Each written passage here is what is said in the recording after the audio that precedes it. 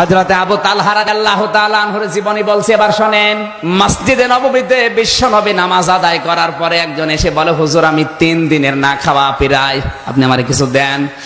নবীজি বলেন, আমার কাছেও তেমন কিছু নেই। ডাক দিয়ে বলেন, সাহাবীরা আমার এই মেহমানকে কেউ একটু নিয়ে যেতে পারবে? হযরতে তালহা বলেন, হুজুর আমার সাথে দেন। বাড়িতে নিয়ে গেলেন। স্ত্রী উম্মে সুলাইম রাদিয়াল্লাহু তাআলা আনহা ডেকে বলে, নবীজির মেহমান, খাবারের ব্যবস্থা করো। স্ত্রী স্বামীর কানে মুখ দিয়ে বলে, আপনি কি করলেন? যে খাবার আছে শুধু 2টা ছেলে মেয়ের হবে, আমাদেরই না খেয়ে থাকা লাগবে, আর আপনি এর মাঝখানে আবার আরেকজন মেহমান নিয়ে আসলেন। ঠিক আছে, রাসূলুল্লাহর মেহমান যেহেতু, রাখেন। সন্তান 2টাকে আমি ঘুম পাড়িয়ে দেই, আর যে খাবার আছে ওইটা মেহমানের সামনে দেওয়ার সঙ্গে সঙ্গে মেহমান যখন বলবে আপনিও থালা নিয়ে আসেন, আমি থালা তোমাকে দেওয়ার সঙ্গে সঙ্গে এই যে বাতি আছে লিভিয়ে দিও। থালাটা নিয়ে এমনি এমনি নাড়াচাড়া করবা, আর উনি বুঝবে না আমার সাথে খাচ্ছে। এভাবে খাওয়া শেষ হয়ে গেল। ফজরের নামাজ পড়তে মসজিদে নববীতে গেলেন। বিশ্বনবী ওদেরকে দেখার পরে বলে, তালহা মেহমানের সাথে কি এমন আচরণ করেছো, আল্লাহর আরশ খুশি হয়ে গেছে। হযরতে তালহা বলেন, হুজুর আমার সন্তানের প্রয়োজন ছিল, আমার ছেলেটা মেয়েটার প্রয়োজন ছিল খাবারের। আমরা স্বামী স্ত্রী 2 জনে আজকে মেহমানের সম্মানে না খেয়েছিলাম। আল্লাহর নবী বলেন, তালহা তোমার এই আচরণে আল্লাহ এত বেশি খুশি হয়ে গেছে, সূরা হাশরের 9 নম্বর আয়াতটা তোমার নামে আল্লাহ নাযিল করে দিয়েছে। ওয়ায়ুসিরুনা আলা আনফুসিহিম ওয়ালাউ কানা বিহিম খাসাসা। জোরে বলেন আল্লাহু আকবার। তাহলে এখান থেকে কি পেলেন আপনি? শুধু নিজে খেয়ে পরে বাঁচবেন, নিজের আখের গোছাবেন, মানুষের খোঁজ খবর রাখবেন না তা না। নিজের প্রয়োজন থাকার পর অন্যের অগ্র অধিকার দেওয়া লাগবে, তাহলে আল্লাহর দরবার আপনি কবুল হতে পারবেন। কথা বলেন না কেন? আজ পারিবারিক জীবনের দিকে তাকালে আমি যেটা বেশি দেখি, অনেক সন্তান এমন আছে সে চাই না যে তার মা বাবাকে আলাদা করে দেবে, না, কিন্তু বাধ্য হয় তার স্ত্রীর কারণে। আর ওই স্ত্রীকে মাঝে মাঝে ধোকা দেয় স্ত্রীর মা আর ওর বড় বোন। এরকম বউ জামালপুরে নেই? কুষ্টিয়ার সাবেক চেয়ারম্যান, আমার দাদার আগে যিনি ছিলেন, এই লোকটা গেছে খুলনায় কাজকর্ম করার পর আর বাড়ি আসতে গাড়ি পায়নি। ছেলের বাড়িতে কলিং বেল টিপ দিয়েছে। হঠাৎ ছেলে বেরিয়ে বলে, বাবা রাত 12টায় তুমি? বলে গাড়ি পেলাম না, চলে আসলাম। স্ত্রীকে বলে, তাড়াতাড়ি করো, আমার বাবা এসেছে, রান্না করে খাওয়াও। স্ত্রী বলছে, না আমি পারলাম না, কারণ আমি সে সিরিয়াল গুলো দেখতে দেখতে ক্লান্ত। এই যে স্টার জলসা, স্টার প্লাস, জি বাংলা, জি প্লাস, জি গোল্ড, সব সিরিয়াল দেখতে দেখতে আমি ক্লান্ত, আমি পারবো না, তোমার বাবা তুমি রান্না করে খাও। স্বামী চিন্তা করছে, এখন যদি মারধর করি তাহলে ছাতা আবার সকালে চলে যাবে, আবার আমার আব্বাও চেনে ফেলবে, কি করি? আস্তে করে বাবার রুমে গিয়ে বলছে, আব্বা তুমি কি খেয়ে এসেছো? ছেলের বাড়ি কেউ এত রাতে খেয়ে যায়? বলেন। লজ্জার খাতিরে বলছে, অসুবিধা নেই, আমার পেট ভরা আছে, তোরা খেয়ে ঘুমিয়ে পড়। ওদিকে ওর ক্ষুধার যন্ত্রণায় ঘুম আসে না। ছেলেটা বুঝতে পেরেছে আমার বাবা না খেয়ে আছে, কিন্তু কি করি, বউ তো কথা শোনে না, ডিজিটাল বউ।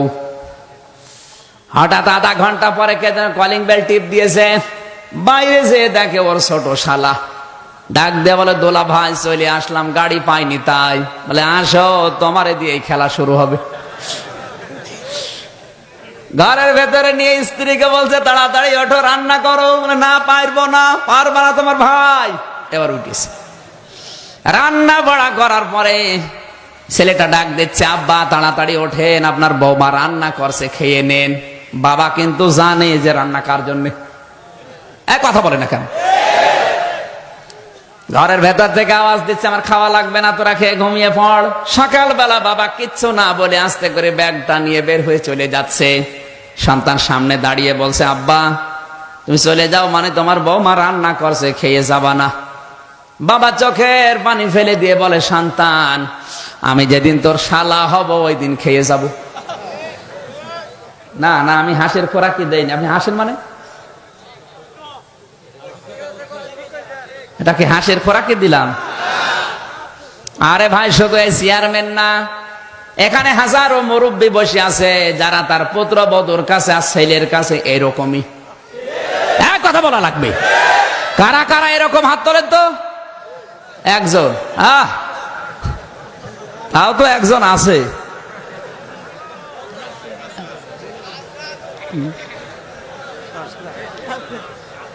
আমি যতটুকু খোঁজ খবর জানি, কারো যদি 5টা ছেলে থাকে, আমার মনে হয় ওই মুরব্বী শেষ বয়সে এসে না খেয়ে মরে যায়।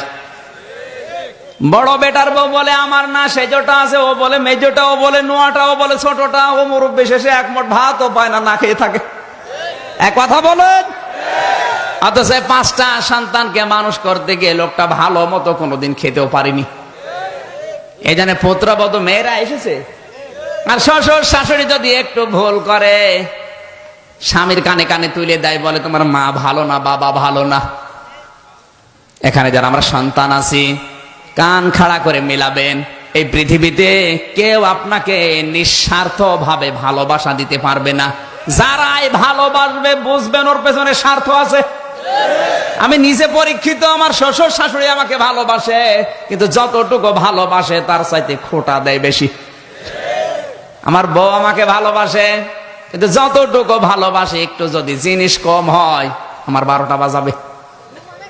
কিন্তু 2-3 মাস পরে আমার বাড়িতে আমি যাই, মায়ের জন্য যদি কিছু কিনে নিয়ে যায়, আগে আমারে গরম দেয়, কেন টাকা খরচ করলি? আর শ্বশুর শাশুড়ির বাড়িতে যদি যায়, আগে হাতের দিকে তাকায়। আপনি ঠিক বললেও ঠিক, না বললেও ঠিক। কারণ পৃথিবীতে আমি যতগুলো রাষ্ট্রে ঘুরলাম, কোন জায়গায় আমি পাইনি যে নিঃস্বার্থ ভাবে মানুষ ভালোবাসা দেয়। যারাই ভালোবাসে ওর পেছনে স্বার্থ আছে। কিন্তু শুধু মা আর বাবা, এই 2 জনের ভালোবাসায় কোনো স্বার্থ আমি পাইনি। এই জন্য কোরআনে কারিমে আল্লাহ যত জায়গায় মা আর বাবার নাম দিয়েছে, তত জায়গায় ব্যাখ্যা দিয়েছে। সূরা বাকারায়, সূরা বনী ইসরাইলে, সূরা আহকাফে, যত জায়গায় আমি পেয়েছি মা বাবার নাম, তত জায়গায় পেয়েছি ব্যাখ্যা। আল্লাহ কি পাগল হয়ে গেছে? এত ব্যাখ্যা দিচ্ছে কেন? কারণ আল্লাহ জানে যে আমার পরে সব চাইতে বেশি এই লোকটার পেছনে শ্রম দিয়েছে ওর মা আর বাবা। কথা বলেন না কেন? বিশ্ববিদ্যালয়ে আমার এক বন্ধু কাঁদছিল। বললাম কি হয়েছে? বলে বিয়ে করার পরে আমার মায়ের সাথে বউর গন্ডগোল। বউ আমারে বলছে, দেখো তোমার মা ভালো না, আলাদা হয়ে যাও। স্ত্রীর চেহারা খুব সুন্দর ছিল, শেষ পর্যন্ত মায়ের সাথে আবার নতুন করে ঝগড়া তৈরি করে আলাদা হয়ে গেলাম। কয়েকদিন পর দেখি মুরগিতে ধান খেয়েছে, এই নিয়ে মারামারি। আমি বাড়িতে আসলাম, বলে তোমার মাও ভালো না, বাবাও ভালো না, আমাকে নিয়ে যদি সংসার করতে চাও এদের থেকে আলাদা হয়ে আমার বাবার বাড়ি চলে যাওয়া লাগবে। শেষ পর্যন্ত ওদেরকে নিয়ে চলে গেলাম বাবার বাড়িতে। মা বাবার সাথে কোনো সম্পর্ক নেই, কথাবার্তারাও বলি না। এই মাঝখানে শ্বশুর আর শাশুড়ি মিলে টাকা পয়সা দিয়ে আমারে পাঠিয়ে দিল লন্ডনে। দীর্ঘ 5 বছর আমি লন্ডনে আছি। যত টাকা পয়সা উপায় হয় সব আমার স্ত্রীর নামে অ্যাকাউন্ট করা পাঠিয়ে দেয়। মা বাবার খোঁজও নেয়নি, খবরও নেয়নি। কিন্তু হঠাৎ আমার প্লেগ রোগ দেখা দিল, সোয়াইসি রোগ, যেটা যার কাছে যায় তারই হয়। লন্ডনে ডাক্তাররা বলেছে, দেখো এই রোগে মানুষ 2-3 মাসের বেশি বাঁচে না। তোমার যখন রোগটা ধরা পড়েছে তাড়াতাড়ি নিজের দেশে চলে যাও। চিঠি লিখেছে শ্বশুর আর শাশুড়ির কাছে। লন্ডনের ডাক্তাররা শরীর পরীক্ষা করে রিপোর্ট দিয়েছে আমার প্লেগ রোগ, আমি 3-4 মাসের বেশি আর বাঁচবো না।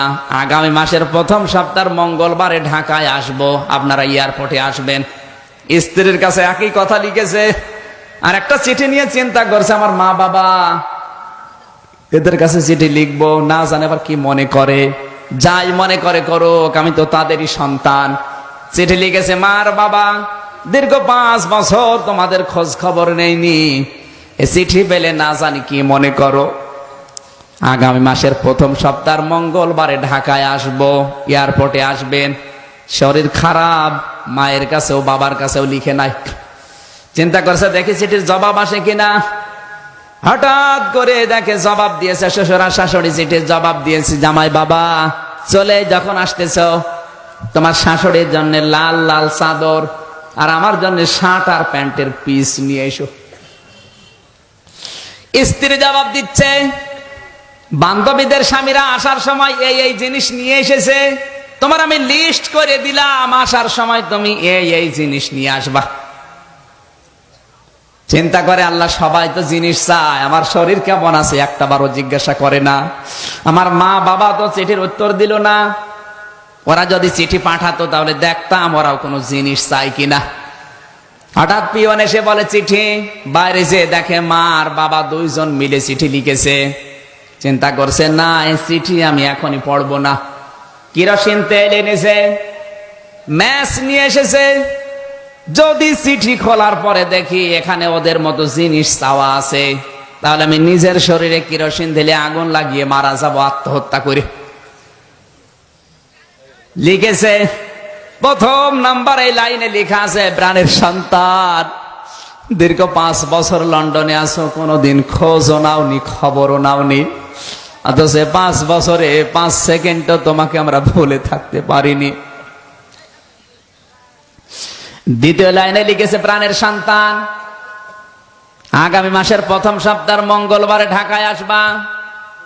প্লেনে যখন উঠবা সঙ্গে সঙ্গে গরিব দুঃখীকে কিছু পয়সা দান করবা, কারণ কত প্লেন উড়ে যায়, কত প্লেন অ্যাক্সিডেন্ট হয়। তুমি জাদু যেন সহি সালামতে আসতে পারো, এই জন্য বাড়িতে 2টা খাসি ছাগল ছিল, 2টা সাদগা করে দিয়েছি। তুমি যতদিন দেশে ফিরে না আসো, প্রতিদিন একটা করে রোজার 2 রাকাত করে নামাজ আমরা মান্নত করলাম। চিঠি পড়ে আর চোখের পানি ফেলে হাউমাউ করে কাঁদে, আল্লাহ আমি কি করলাম। যাদের জন্য জীবনটাই নষ্ট করে দিয়েছি তারা জিনিস চায়, আর এদের খোঁজই নেইনি। এরা আমার জানের হেফাজতের জন্য নামাজ রোজা মান্নত করে, গরিব দুঃখীকে পয়সা দিতে বলে, খাসি সাদগা করে। আল্লাহ কারো জন্য যদি কিছু নাও নেই, অন্তত এই মা বাবার জন্য আমি জিনিস নিতে ভুল করব না। ব্যাগ ভর্তি করে এসে নেমেছে শাহজালাল বিমানবন্দরে। নামার পরে শ্বশুরা শাশুড়ি বলে, কই আমাদের সেগুলো, বলে আনি নাই। আপনি তো জানেন আমার শরীর খারাপ, মার্কেটে যেতে পারি নাই, টাকা আছে আমার কাছে, ঢাকায় পাওয়া যায়, কিনে দেব। বলে জানতাম যদি এরকম জবাব দেবে কখনো আমার মেয়ে তোমার সাথে বিয়ে দিতাম না। স্ত্রী ডাক দিয়ে বলে, বাবার মায়ের জিনিস আনলে না, আমার সে জিনিস কই? বলে আনি নাই।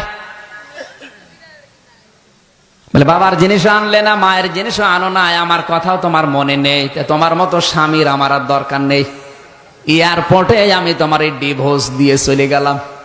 যাবে তো, কারণ তো বাঁচবে না। কথা বলেন। পাথরের মতো দাঁড়িয়ে আছে, চিন্তা করছে আমার মা বাবা মনে হয় আসে নাই, কই তাদেরকে তো দেখি না। হঠাৎ পেছন দিক থেকে কে যেন ডাক দিয়েছে, আয় রে বাবা, আমাদের বুকে আয়। দীর্ঘ 5 বছর তোকে দেখি না, এক নজর দেখার পরে মনে হচ্ছে আকাশের চাঁদ আমরা হাতে পেয়েছি।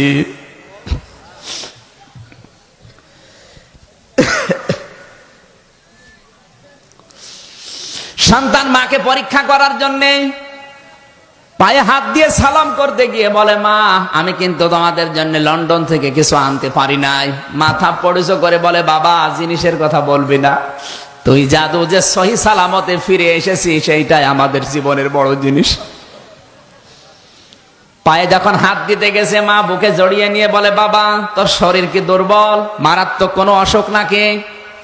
ছেলেটা বলে, মা তুমি তো ডাক্তার না, তুমি তো শিক্ষিতাও না, গ্রাম্য মেয়ে মানুষ, আর আমি তো চিঠির ভেতরে তোমার কাছে লিখেও নাই যে আমি অসুস্থ, তুমি কিভাবে টের পেলে? মা বলে, বাবা 10 মাস 10 দিন তোকে আমি তরমুজের মতো বহন করেছি এই পেটে, ডেলিভারির কষ্ট সহ্য করে দুনিয়ার মুখ তোকে দেখালাম, 2.5 বছর পর্যন্ত তোকে দুধ খাওয়ালাম,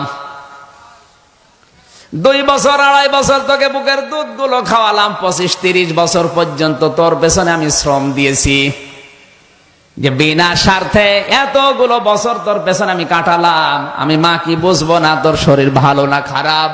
সত্যি করে বলতো তোর কি হয়েছে? ছেলেটা হাউমাউ করে কেঁদে বলে, মা আমি আর কিচ্ছু লুকাবো না, কিচ্ছু গোপন করব না, এমন একটা অসুখ আমার শরীরে, প্লেগ রোগ, ডাক্তাররা বলেছে 3-4 মাসের বেশি আর বাঁচবো না। ও মা বাবা যা করেছি অন্তত মরণের আগে আমারে মাফ করে দাও। বন্ধু বলে আমির হামজা, আমি দেখি সঙ্গে সঙ্গে আমার মা আর বাবা দুইজনের সেজদায় পড়ে গেল এয়ারপোর্টে। ডাক দিয়ে কেঁদে বলে, আল্লাহ তুমি আমাদেরকে মেরে ফেলো, আমাদের হায়াত আমরা এই সন্তানটাকে দিয়ে দিলাম, আমার এই সন্তানটাকে দুনিয়ার কিছুদিন তুমি বাঁচিয়ে রাখো। নবীজি জানিয়েছেন, মার বাবা যদি মন থেকে কিছু বলে ওটা কিন্তু সঙ্গে সঙ্গে আরো সে চলে যায়। আমার আল্লাহ মার বাবার দোয়া কবুল করে ওই ছেলেটাকে কুদরতের দাওয়া পান করিয়ে চিরদিনের জন্য সুস্থ বানিয়ে দিয়েছেন। এই হচ্ছে মা বাবা, আর ওগুলো দুনিয়ার মানুষ। কেউ পারবে না আপনাকে নিঃস্বার্থ ভাবে ভালোবাসা দিতে।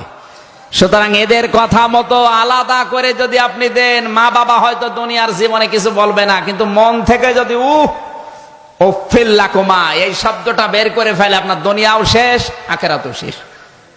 সাহাবা একরামের জীবন আমি যতগুলো পড়েছি, আলকামা রাদিয়াল্লাহু তাআলা আনহু সব ভালো ছিল, কিন্তু মায়ের চাইতে স্ত্রীর গুরুত্বটা একটু বেশি দিত। মরণের সময় কালেমা নসিব হচ্ছিল না। মা যতক্ষণ মাফ করে নাই ততক্ষণ কালেমা তার মুখ দিয়ে বের হয় না। নবীর সাহাবী, জিহাদের ময়দান থেকে ঘুরে আসা লোক, আর আমরা কোথায় আছি?